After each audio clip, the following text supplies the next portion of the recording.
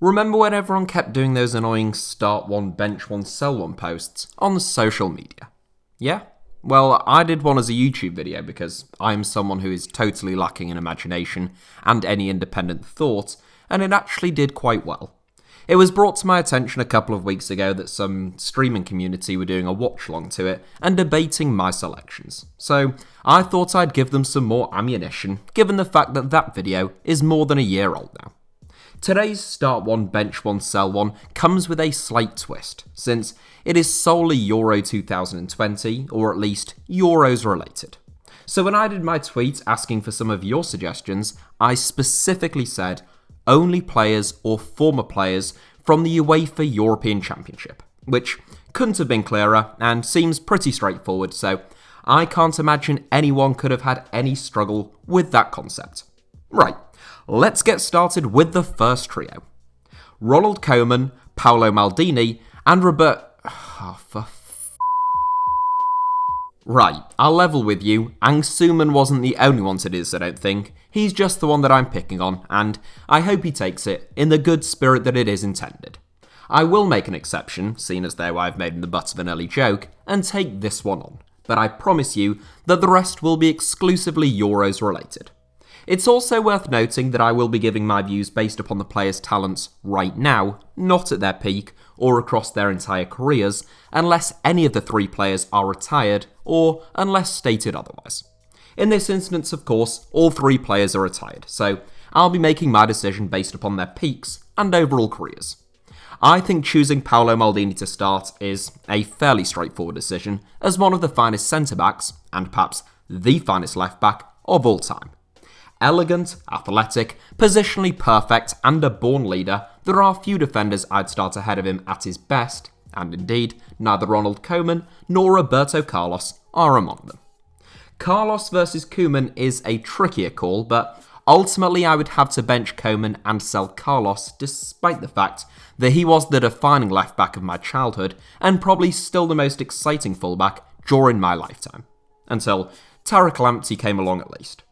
Both Koeman and Carlos were renowned for their attacking exploits, despite being defenders, and it just came down to the fact that I think Koeman was a more accomplished and complete footballer, and if I was genuinely managing a team and had to start one, bench one, and sell one, it would have to be Roberto Carlos that I sold. That old legend of the European Championship.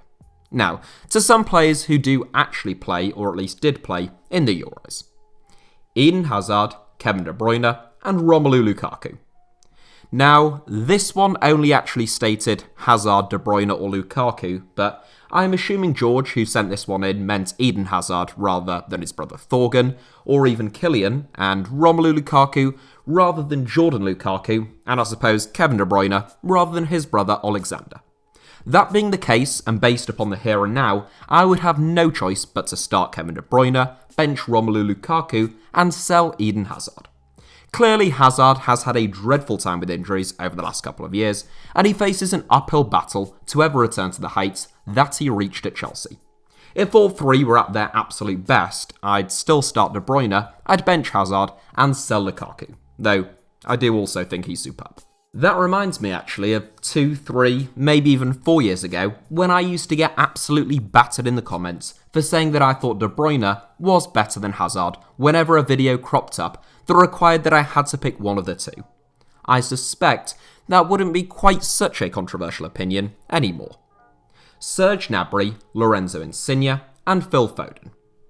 I suppose this is the idea with this kind of thing, but I must admit I found this one quite difficult. I think you have to start Serge Gnabry, who has been one of the best players at one of the best teams in world football for the last 3 years, and has therefore been among the finest wide players in the world during that period of time, in my eyes at least.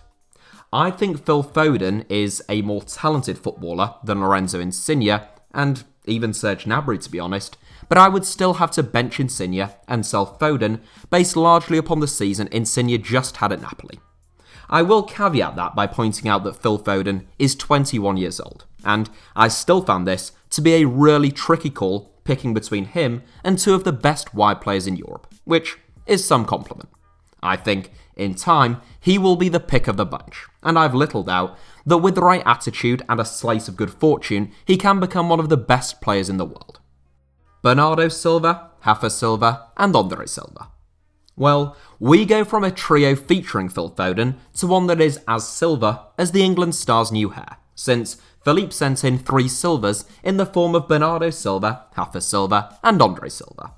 All 3 came into this tournament off the back of outstanding seasons with their club sides, particularly André Silva, who scored 28 goals in 32 Bundesliga games for Eintracht Frankfurt.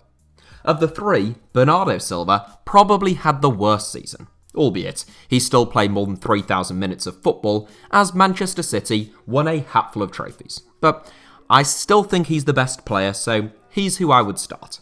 Of course, it's worth noting with these 3, as with a number of inclusions, that they don't all play in the same position, which makes it a much trickier comparison. Rafa Silva and André Silva have both played very little football at this summer's Euros, at the time of recording, but both would start for the majority of teams at the tournament. Rafa was part of Portugal's Euro 2016 winning squad and hit double figures for goals and assists at Benfica this season, or last season depending upon your perspective, though he hasn't actually scored a goal for Portugal in his 23 caps to date. Personally, I'd start Silva, bench Silva, and sell Silva. Alright, yeah, that doesn't really work, does it? I'd start Bernardo, bench Andre, and sell Rafa. Frenkie de Jong, Bruno Fernandes, and Kevin De Bruyne. A second inclusion for Kevin De Bruyne, and to the absolute surprise of not a single soul, it is going to be a second start. In case it wasn't already clear, I'm a big fan of Kevin De Bruyne, and I think he's the best midfielder in the world. The decision between Fernandes and De Jong is a horrible one, so I'll try to explain my thinking. Frenkie de Jong is one of my favourite players to watch, due to how comfortable he is in possession, in tight spaces in particular, and the fact that he always shows for the ball. Clearly, he is a very different player to Bruno Fernandes, operating in a much deeper role, and he's never going to hit the same type of goal or assist figures that the Manchester United star manages. I think De Jong is a more gifted footballer, but I don't think you would find many Manchester United fans willing to swap Fernandes for De Jong, and I don't blame them. Ultimately, it would come down to what I needed in my team. In an already very strong side that needed someone to weave the ball around and dictate the tempo of play, I'm picking the Dutchman. But in a less than spectacular team, Fernandes would have the bigger impact. And for that reason, I'd start De Bruyne, bench Fernandes, and sell De Jong very reluctantly. Aaron Ramsdale, Lukas Hradecky, and Adam Bogdan. An extremely easy one in terms of the starter, Lukas Hradecky is Finland's outstanding player, and he was arguably the outstanding goalkeeper in Euro 2020's group stage. So yeah, he starts. Between Bogdan and Ramsdale, well, I thought Aaron Ramsdale actually grew as last season went on, following a difficult return to Sheffield United, in what was ultimately a really poor campaign for the club. Bogdan, meanwhile, was relegated from the Championship during his last stint in English football, he couldn't get a game at Hibernian during his last stint in British football, and he has made just a handful of appearances for Ferencváros since then. With that in mind, I'd have to start Hradecky, bench Ramsdale, and sell poor old Adam Bogdan. Ruslan Malinovsky, Piotr Zielinski, and Dejan Kulusevski. Based solely upon last season, I think you would have to start Ruslan Malinovsky, who was outstanding for Atalanta. Piotr Zielinski was also excellent once again for Napoli though, and I still think that he is the most talented of the trio, so I'd start him.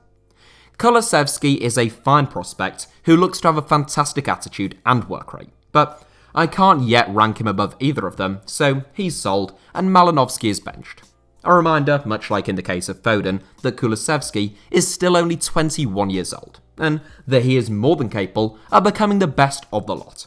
I just don't think he's better than either of the other two right now. Gary Lineker, Alan Shearer, and Harry Kane. 3 of England's greatest ever centre-forwards. Obviously this one isn't based on current ability. Otherwise, Kane would be a pretty safe starter with Shearer benched and Lineker sold primarily on the grounds that he is 60 years old. Kane and Lineker actually have almost identical records for England, averaging roughly 0.6 goals per game. Meanwhile, Shearer was a little bit less prolific for his country, but he scored the most goals at club level out of the lot. Although, I should add on that point that Kane obviously still has many years of football still to come. I actually think Harry Kane will exceed both Wayne Rooney's goal-scoring record for England and Alan Shearer's record of having scored the most goals in the top flight of English football since 1992. Neither Shearer nor Lineker actually had a peak as prolific as Harry Kane's, who scored 41 goals in 48 games for Spurs in the 2017-18 season before winning the Golden Boot at the 2018 World Cup. Lineker was more of a pure poacher than the other two, yet they were both even more prolific, so I feel obliged to sell him. Between Shearer and Kane, my heart says Shearer, but my head says Kane. I'll go with my head on this one, start Kane, bench Shearer, and sell Lineker. But I can't say I'm as happy with it as I am with most of my other selections. Manuel Locatelli, Jorginho, and Nicolo Barella. An all-Italian, all-midfield selection, Portsmouth fan Max provided me with a quandary of Manuel Locatelli, Jorginho, and Nicolo Barella, three men who have all already made quite the impression under Roberto Mancini at Euro 2020. Young players have been punished in some of my selections up to this point, but this time around I am starting the youngest of the three, and that is Manuel Locatelli. Allowed to flourish as a starman at Sassuolo since leaving AC Milan, Locatelli is someone who seems to make a big impression almost every time I watch him in action. Tall, elegant, and accurate in the pass, it's worth noting that these three are all very different players with very different skill sets. But I like Locatelli a lot, so he's the one I'd start. Jorginho has been outstanding for Italy at Euro 2020, dictating the tempo of games, coming deep to collect the ball, and instigating attacks. I am being particularly complimentary about him to soften the blow of the fact that I'm about to sell him, because I also really like Nicolo Barella, who is diminutive, tireless, terrier-like, aggressive, and a real asset both in and out of possession. So I am starting Locatelli, just benching Barella, and reluctantly selling Jorginho. Andrei Shevchenko, Luis Enrique, and Didier Deschamps. A special managerial edition, Andrei Shevchenko, Luis Enrique, and Didier Deschamps are among the most accomplished former players in management roles at Euro 2020. Didier Deschamps is the only one to have won a major international trophy, unless you count Enrique's Olympic success, in 1992. Deschamps won both Euro 2000 and the 1998 World Cup as France's captain, and now he's going for the double-double as France boss as well, having won the World Cup already as Le Bleu's manager in 2018. All three were great players, but particularly in terms of their peak, I can't overlook Andrei Shevchenko. He scored a remarkable number of goals for AC Milan at a time in which Serie A was the best league in the world, winning the Ballon d'Or in 2004, so he starts. Deschamps makes the bench because he was a brilliant captain and a brilliant six, which means I have to sell Luis Enrique, who is one of only very few players to have gone directly from Real Madrid to Barcelona. Right, I've given some degree of justification for all of those selections, but I'll finish with a flurry of quick-fire questions, which I'll just tell you who I'd start, bench, and sell, with no justification or explanation. Harry put forward an all-English trio of Raheem Sterling, Marcus Rashford, and Jadon Sancho, of which I would start Sancho, bench Sterling, and sell Rashford, though Marcus Rashford, if you're watching, which I suspect is unlikely, you are still an absolute don, and from an emotional perspective, I'd start you ahead of anyone. From Alex's three, I would start Simon Kjaer, bench Andreas Christensen, and sell Yannick Vestergaard. In answer to ZZA's incredibly tricky trio, I would have to start Joshua Kimmich, and I would just about bench Toni Kroos and sell Leon Goretzka. Between Robin Gosens, Denzel Dumfries, and Thomas Meunier, I am starting Gosens, benching Meunier, and selling Dumfries, despite the fact that he has been superb at this tournament. Will gives me the added benefit of specific years and specific tournaments, in which case the only starter can be Michel Platini at Euro 84. Meanwhile, I would bench Zinedine Zidane, given Euro 2000 was, in my opinion at least, his finest tournament, which means that I have to sell Andres Iniesta, despite the fact that I think Euro 2012 was also his best tournament. I just think Zidane was a bit more special and a bit more dynamic at his absolute best than Iniesta. Okay, sorry, I know, I wasn't supposed to give explanations. There were a number of other trios put to me, so my apologies if I didn't get to yours, but I didn't want this video to become about 7 hours long, so I shall leave it there. If this video proves to be popular and you all enjoy it, we can of course do another one again in the future. They are probably the least research intensive videos that I make, so it's pretty handy for me from that perspective. Thank you all as ever for watching. Hit the like button if you enjoyed today's video, I really appreciate it. Let me know your thoughts down below in the comments, and make sure that you're subscribed and have notifications turned on for HITC Sevens. You can also find me on Twitter or Instagram via the username @HITC Sevens on both, should you wish to do so.